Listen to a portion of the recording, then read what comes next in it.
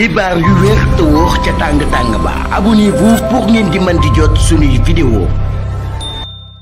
dal leen ak jàmm seen chaîne bi di Buzz 221 HD kii di Mame Mactar Gueye di njiitalu kuréel giñ dippee Jamra Sénégal amoon na akub sàkkuteef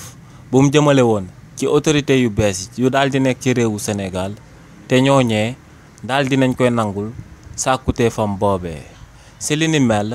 kii di Mame Mactar Gueye Jamra ginnaaw ba yaayu rappeur bii di Nit Doff génne woon àdduna dafa sàkk woon ci autorité yu bees yu fi daal di nekk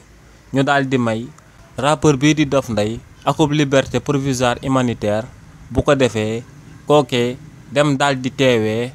robu yaayam boobee daal di génn àdduna comme niñ ko mayoon kii di Ndella Madior Diouf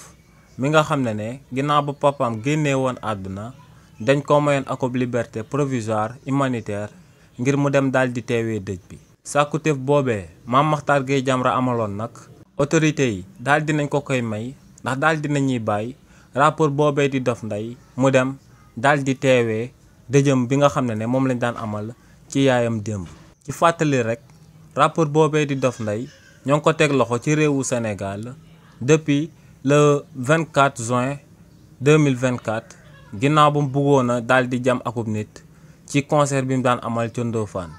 si li ni mel nag ñoo ngi ko ciy toppee détention d'arme illégale waaye tamit ñoo ngi ko ciy toppee tentative de meurtre donc kii di Dof Ndeye depuis bañ ko tegee loxo le 24 juin 2024 bi ñu génn